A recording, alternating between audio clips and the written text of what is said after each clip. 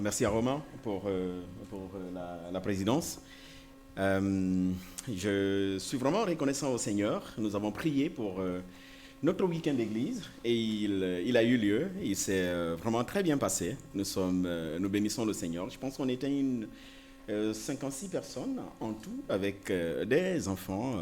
C'était de très beaux moments passés ensemble, en train de prier les uns pour les autres, prier pour notre communauté, notre église, prier pour la nation, mais aussi voir concrètement comment notre église peut davantage vivre à l'image du Seigneur. Et comme vous le voyez, le thème cette année, c'était vivre l'église ensemble, être membre d'une église locale. Et nous avons rapidement, nous avons rapidement développé ces différents thèmes. La première chose, il était question de voir en fait ce que signifie être membre d'une église locale.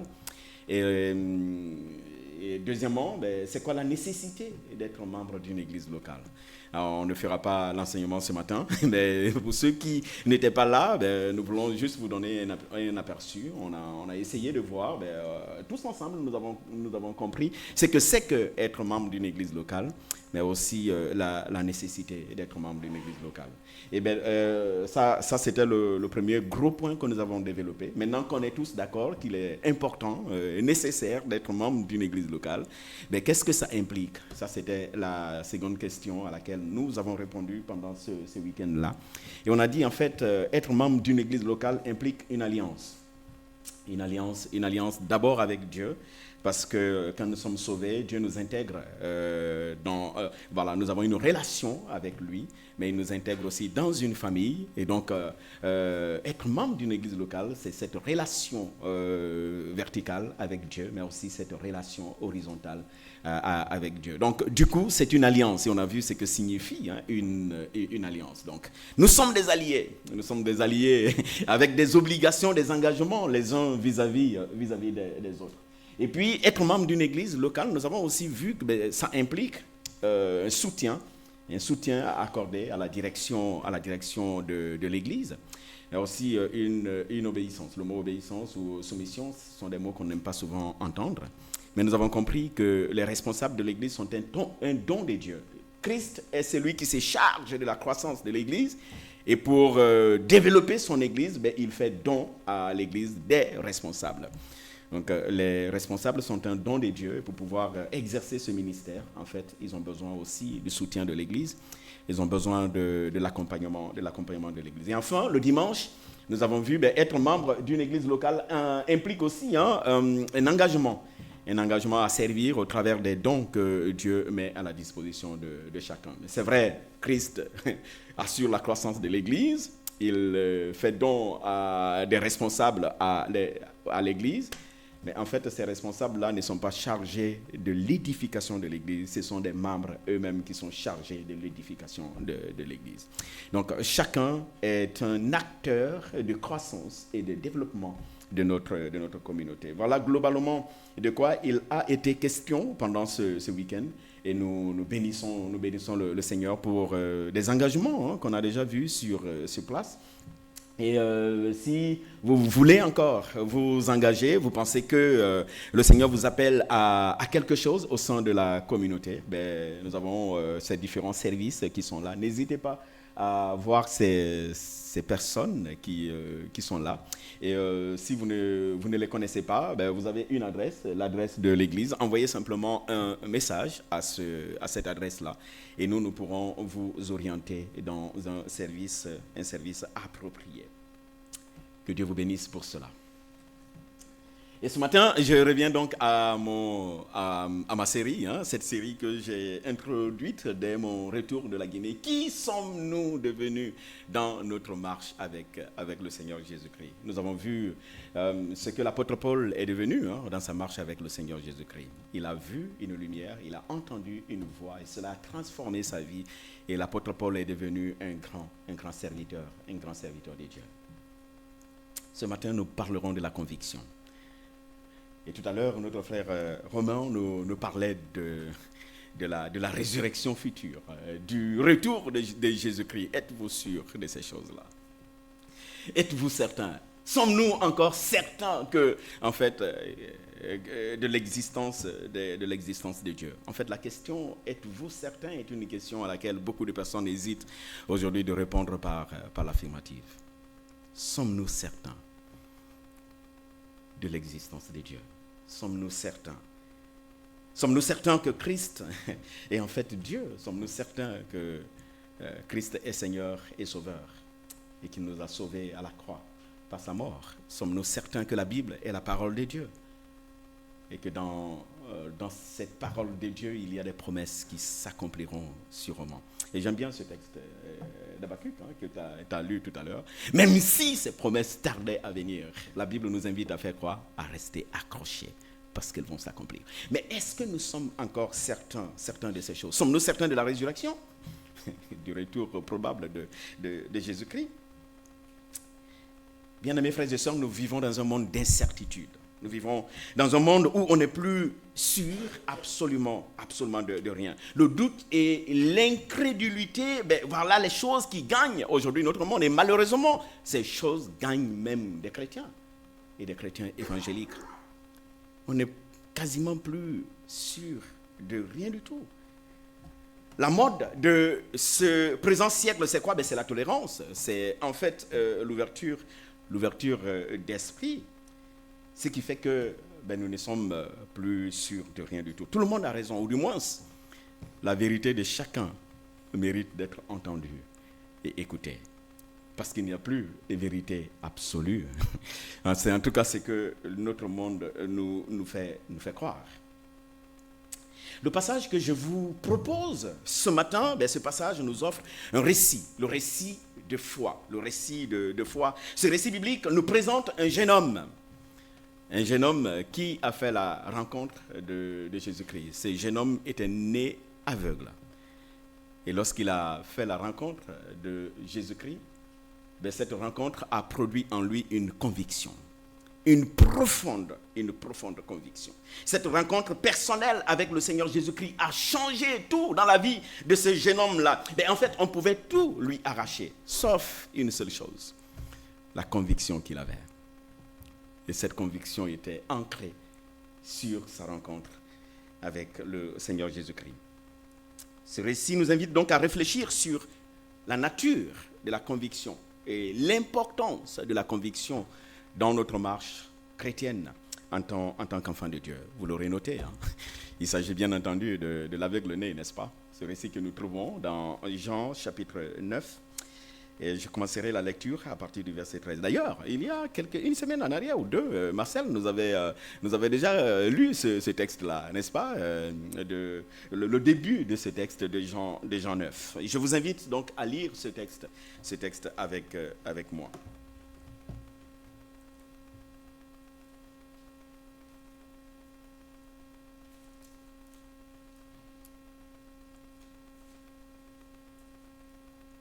Jean chapitre 9.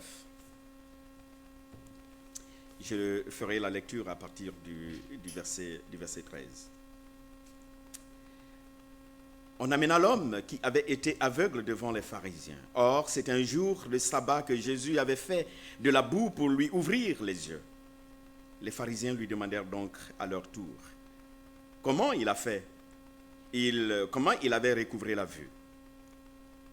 Il leur répondit: il m'a mis de la boue sur les yeux, je me suis lavé et maintenant j'y vois. Là-dessus, quelques pharisiens déclarèrent: cet homme ne peut pas bénir de Dieu, puisqu'il ne respecte pas le sabbat. Pourtant, d'autres objectaient: comment un homme pécheur aurait-il le pouvoir d'accomplir de tels signes miraculeux? Ils étaient donc divisés. Alors, ils interrogèrent de nouveau l'aveugle. Voyons toi, que dis-tu de lui, puisque c'est à toi qu'il a ouvert les yeux? Est-ce que je suis encore à la bonne place? Oui, très bien. C'est sûrement un prophète, répondit-il. Mais ils refusèrent de croire que cet homme avait été aveugle et qu'il avait été guéri de sa cécité. Finalement, il fit venir ses parents. Ils leur demandèrent, « Cet homme est-il bien votre fils? Est-il réellement né aveugle? Comment se fait-il qu'à présent il voit? » « Nous sommes certains que c'est bien notre fils, répondirent les parents, et qu'il est né aveugle. Mais comment il s'est fait qu'il voit à présent? Nous ne le savons pas. Ou qui lui a rendu la vue? Nous ne le savons pas davantage. Interrogez-le donc lui-même. Il est assez grand pour répondre sur ce qui le concerne. Je suis encore là. 22, nous sommes à 22, d'accord. Les parents parlaient ainsi parce qu'ils avaient peur des Juifs.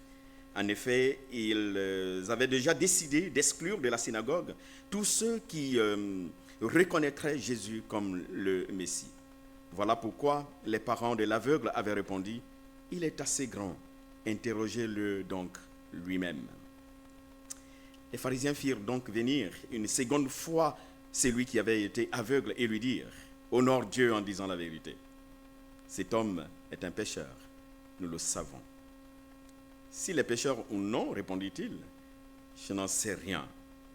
Mais il y a une seule chose que je sais. J'étais aveugle et maintenant je vois. » Ils lui demandèrent de nouveau, « Qu'est-ce qu'il t'a fait? Redis-nous comment il s'y est pris pour t'ouvrir les yeux. » Je vous l'ai déjà dit, est-ce que je suis encore là? Je vous l'ai déjà dit, leur répondit-il, et vous ne m'avez pas écouté. Pourquoi tenez-vous à me le faire répéter? Est-ce que par hasard, vous avez l'intention de devenir aussi ses disciples? Alors ils se mirent à l'injurier et ils lui lancèrent. C'est toi qui es son disciple. Nous sommes les disciples de Moïse. Nous savons que Dieu a parlé à Moïse, mais celui-là, nous ne savons même pas d'où il vient. C'est étonnant, répliqua l'homme. Voilà quelqu'un qui m'a ouvert les yeux. Et vous ne savez même pas d'où il est? Tout le monde sait que Dieu n'exauce pas les pécheurs. Mais si quelqu'un est attaché à Dieu et fait sa volonté, il exauce. Depuis que le monde est monde, jamais on n'a entendu dire que quelqu'un ait rendu la vue à un aveugle de naissance. Si cet homme-là ne venait pas de Dieu, il n'aurait rien pu faire. Comment? Répondirent-ils. Depuis ta naissance, tu n'es que péché des pieds à la tête. Et c'est toi qui veux nous faire la leçon? Et ils le mirent à la porte. Jusque-là, la lecture de la parole de Dieu. Seigneur notre Dieu, notre Père, nous voulons encore ce matin nous approcher de ta parole. Nous voulons que ce soit toi qui nous parles, Seigneur. Tu as sûrement quelque chose à nous dire. Dispose nos cœurs à recevoir cela. Au nom de Jésus-Christ. Amen. Qui est-ce que nous sommes devenus dans notre marche avec le Seigneur Jésus-Christ? Si on posait la question, qui est-ce que ce jeune homme-là est devenu dans sa marche avec le Seigneur Jésus-Christ? Que répondrions-nous ce matin? N'est-ce pas un homme de conviction? Il est devenu un homme de conviction. En fait, nous trouvons dans ce texte que nous venons de lire ce matin trois tableaux qui décrivent trois réactions possibles face à Jésus-Christ et face à l'œuvre que le Seigneur Jésus-Christ accomplit dans la vie d'un homme. Je vous inviterai donc à voir ces différents tableaux. Hein, et le premier personnage, ça marche pas. Voilà, très bien. Et le premier tableau dépeint les pharisiens, n'est-ce pas? Les pharisiens ou le portrait de l'homme orgueilleux, de l'homme imbu de lui-même. Les pharisiens, vous le savez, on le voit dans ce texte-là, ils étaient imbus d'eux-mêmes, ils étaient orgueilleux. C'est la raison pour laquelle ils refusent même de voir l'évidence. Ils refusent de voir ce qui est évident. Les pharisiens étaient les représentants de l'autorité religieuse de l'époque, n'est-ce pas? Ils étaient les gardiens de la loi. Et c'est justement en leur qualité de gardiens de la loi qu'ils refusent de croire ce qui est évident. Ils refusent de croire qu'il y avait eu un miracle. Et si miracle il y avait eu, ben en fait, les pharisiens refusent qu'un tel miracle puisse vraiment venir de Dieu. Le récit que nous venons de lire nous livre deux faits. Le premier fait, c'est que Jésus a guéri un homme né aveugle. Et la Bible nous dit, ben, c'était un cas unique dans l'histoire de l'humanité. Jamais on avait entendu auparavant dire que quelqu'un était guéri, un aveugle né avait été guéri. Ça, c'est le premier fait que nous livre ce récit de ce matin. Et le second, c'est que Jésus a fait ce miracle-là, quel jour? Un jour de sabbat.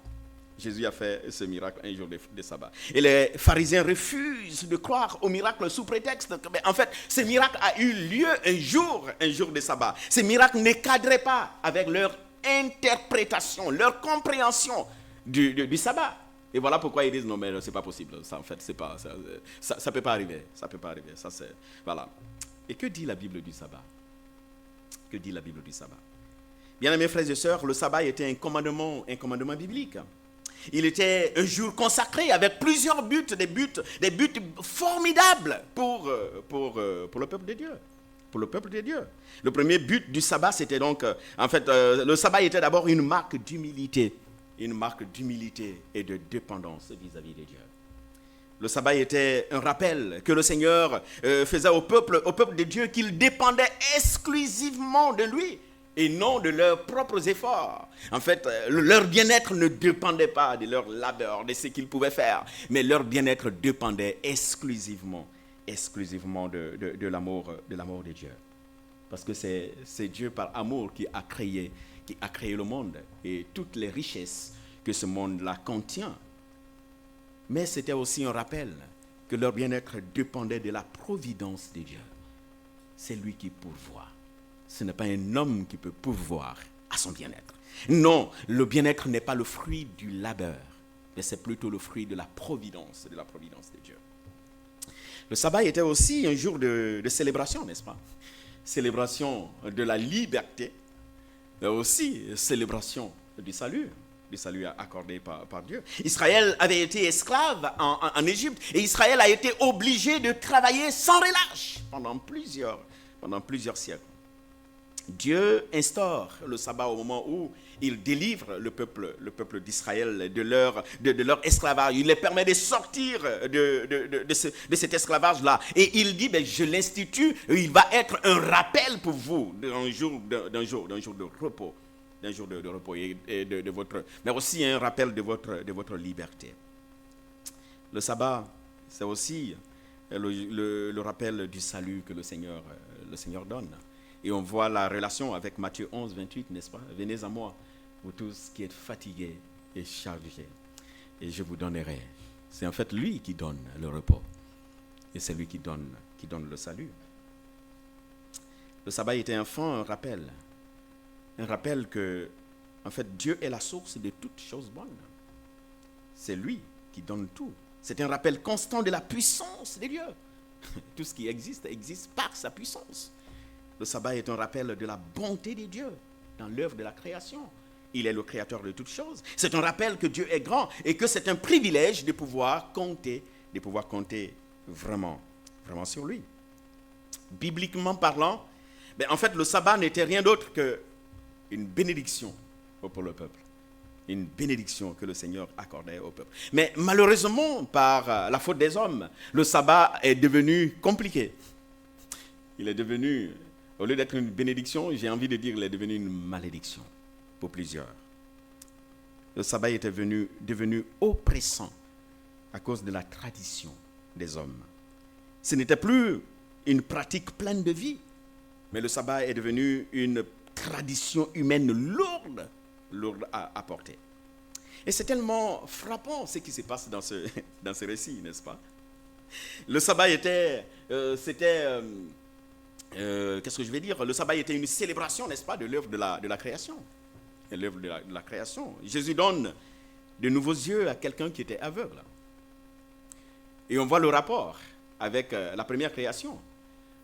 Dieu qui forme l'homme de la poussière de la terre. Il salit ses mains et il forme l'homme de la poussière. Et là, qu'est-ce que Jésus fait?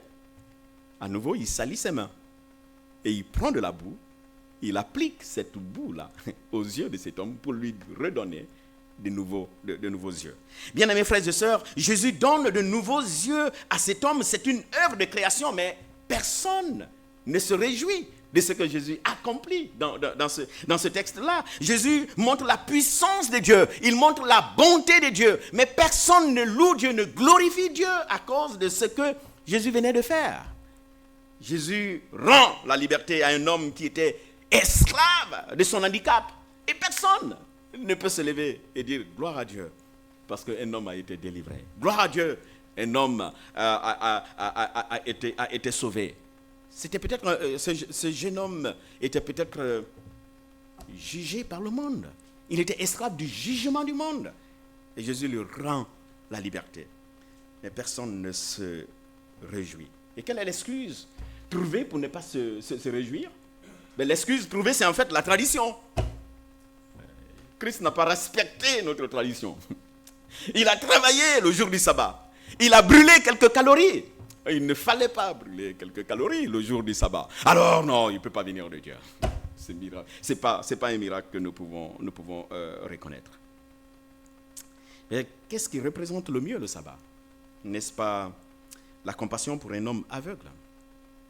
N'est-ce pas la délivrance pour un homme qui souffrait véritablement? Cette excuse absurde qui consiste à refuser Jésus-Christ, on la retrouve encore aujourd'hui dans nos générations, n'est-ce pas? Combien sont-ils ceux qui ont déjà entendu parler de Jésus-Christ?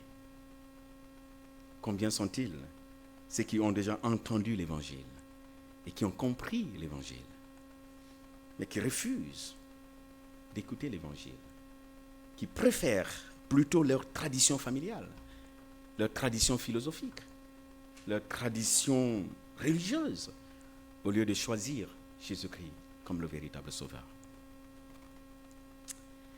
Et pendant que je préparais ce message, je pensais à ma belle-mère, qui malheureusement a échappé au salut à cause d'une tradition humaine. Frères et sœurs, tellement de gens continuent à s'attacher à des œuvres mortes de ce monde, au lieu d'ouvrir les yeux sur Jésus-Christ, le véritable sauveur. Le véritable sauveur. Plusieurs personnes restent attachées par les traditions, au lieu de voir ce que Dieu fait. Qu'est-ce que Dieu fait? Il change le cœur de ses disciples. Qu'est-ce que Dieu fait? Mais il leur donne le pardon. Dieu accorde la paix. Il accorde la joie. Dieu accorde la liberté. Et il donne le salut. Par orgueil, les pharisiens refusent de voir l'évidence. Malgré les explications qui sont données, ils ferment leurs yeux, ils ferment aussi leurs oreilles. Mais ils préfèrent manipuler la situation à leur profit. À leur profit, on le voit dans ce texte-là, tellement de questions ils posent. Les versets au verset 15, verset 16, verset 17, verset 18, verset 19, 20, 24, 30, etc. Mais tout cela prouve l'incrédulité de ces gens-là. Ils ne veulent pas croire. Ils ne veulent pas croire. Parce que ils sont simplement fermés à tout cela. Au verset 24, écoutez ce qu'ils vont dire à ce jeune homme. Écoute, jeune homme, honore Dieu en disant la vérité. Cet homme est un pécheur, nous le savons. Quel orgueil, n'est-ce pas? Pour eux, en fait, honorer Dieu, c'est discréditer tout témoignage qui amène à croire que Jésus-Christ est Seigneur et Sauveur. C'est ça, honorer Dieu. Honorer Dieu, c'est soutenir leur point de vue. Honorer Dieu, c'est soutenir ce que eux ils croient véritablement. Qui sommes-nous devenus dans notre marche avec le Seigneur Jésus-Christ? Nous voyons un premier tableau qui n'est pas un tableau reluisant, n'est-ce pas? Un tableau difficile. Le second tableau que nous voyons dans ce texte-là, c'est en fait celui des parents. des parents du jeune homme. Et deux faits vont vraiment, deux remarques sont faites à leur niveau. Hein. La première remarque, en fait, les parents du jeune homme vont dire toutes leurs convictions. Ils disent toutes leurs convictions sur la paternité du jeune homme. Écoutez ce qu'ils disent. Nous sommes certains que c'est bien notre fils. Mais ils disent aussi toutes leurs convictions sur l'état passé de leur enfant. Nous sommes aussi certains qu'il est né aveugle. Mais quand il s'agit de prendre position, pas peur de la persécution des pharisiens, pas peur du rejet de la communauté, ils évitent soigneusement d'attribuer la guérison à qui? À Jésus-Christ. Ils refusent de reconnaître l'œuvre grandiose que le Seigneur Jésus-Christ a accomplie. Ils préfèrent rester neutres. Mais comment il s'est fait qu'ils voient à présent? Nous ne le savons pas du tout. Nous ne le savons pas. Ou qu'il a rendu la vue, mais nous ne le savons pas non plus. Et ce qui m'a fait rire, interrogez-le lui-même. Il est assez grand. Il est assez grand. Il peut se défendre lui-même. Nous n'avons pas, en tout cas, c'est son affaire à lui. C'est son problème. Il n'a qu'à s'en sortir. Les parents du jeune homme guéri symbolisent le test de l'amour du monde, n'est-ce pas? Leur attitude traduit le désir du confort personnel. Confort personnel au détriment de l'amour de Dieu, mais aussi au détriment de l'amour du prochain. Et malheureusement ici, le prochain avait pour nom leur fils. Le prochain, c'était leur fils, malheureusement. Et c'est attristant leur attitude. Leur fils a retrouvé la vue. Lui qui était né aveugle, il a été délivré de sa souffrance. Et qu'est-ce qu'eux ils font? Ils ne prennent pas position pour lui. Et ils ne se réjouissent pas de cette délivrance pour leur fils. Ils préfèrent être vus. Ils préfèrent être bien vus par les leaders. Ils préfèrent être acceptés par leurs compatriotes. Ils préfèrent garder leur place dans leur synagogue, dans leur maison de Dieu, au lieu de céder une petite portion de leur bien-être à leur fils. Ils savaient très bien que c'était Jésus qui avait guéri ces jeunes hommes-là. Mais ils préfèrent, malheureusement, pour ne pas déplaire aux pharisiens, rester neutres. Nous ne le savons pas. Ils ont préféré sacrifier le bonheur de leur garçon sur le plateau de leur bonheur personnel. Et ils n'ont pas voulu céder une petite portion de leur bonheur, bien-aimés frères et sœurs. Et on voit dans ce texte, en fait, ils avaient déjà abandonné leur fils pour la première fois. Le texte nous dit qu'il était mendiant dans la rue. Et la conception où les habitudes des Hébreux ressemblent beaucoup à ceux des Africains. Chez nous, quand on a un parent qui est malade, on ne le met pas dehors. On prend soin de lui à la maison. On s'en occupe à la maison. Mais là, la Bible nous dit que ce jeune homme, il était dehors, mendiant, débrouille-toi. Et pour une seconde fois, ils sont prêts à le dire, débrouille-toi. Leur attitude montre comment la peur des conséquences sociales peut étouffer la foi en nous, aujourd'hui. Bien qu'ils connaissent la vérité, ils n'ont pas le courage de proclamer la vérité. Pour eux, la bonne réputation dans la communauté, le respect des autres était plus important que la vérité et de proclamer la vérité. Ils avaient peur de prendre position parce qu'ils ne voulaient pas faire face aux conséquences que cela pouvait vraiment traduire dans leur vie. Et combien sont-ils encore aujourd'hui des gens pour certaines situations, et peut-être face à la pression croissante de se conformer aux normes sociales de ce monde-là. Bien-aimés frères et sœurs, en fait, le compromis devient parfois plus facile que la proclamation même de notre identité chrétienne. Sommes-nous certains de ces choses-là? Le troisième tableau, c'est celui du jeune homme lui-même. le jeune homme aveugle. L'homme guéri, il est l'incarnation de la conviction du début jusqu'à la fin. On le voit bien, hein? On voit bien le contraste qui existe entre lui et ses parents. Eux n'ont aucune réelle conviction, mais le jeune homme a une conviction inébranlable, une conviction profonde. Alors que ses parents sont centrés sur eux-mêmes, ben lui, il est centré sur une personne. Et il est centré sur l'œuvre de cette personne-là. Et cette personne, en fait, c'est Jésus-Christ. Il a découvert quelque chose chez Jésus-Christ qui valait la peine de suivre véritablement. Et il s'identifie à Jésus-Christ dès le départ. On voit ce jeune homme qui reste fidèle à ce qu'il a vécu. On voit ce jeune homme qui reste fidèle à ce qu'il a vécu. Lorsqu'on l'interroge, il affirme simplement ce qu'il sait. Pas de commentaires. Il n'était pas intelligent. Et vous l'avez d'ailleurs vu dans ce test-là. Il dit, il m'a mis la boue sur les yeux, je me suis lavé, et maintenant, je vois. Il sait ce qui s'est passé. Rien ne peut changer cela. Sa conviction n'est pas théologique. Mais sa conviction est basée sur son expérience personnelle avec le Seigneur Jésus-Christ. Ce jeune homme ne prétend pas tout connaître. Mais il sait ce qu'il a vécu. Et cela change tout dans sa vie. Quand les pharisiens insistent pour qu'il nie Jésus-Christ et le qualifient de pécheur, qu'est-ce qui se passe? Mais non, ce jeune homme ne cède pas. Sa conviction se renforce et il déclare, s'il est un pécheur, moi je ne le sais pas. Mais s'il y a une seule chose dont je suis sûr et convaincu, c'est que j'étais aveugle. Et maintenant, je vois. J'étais aveugle et maintenant je vois.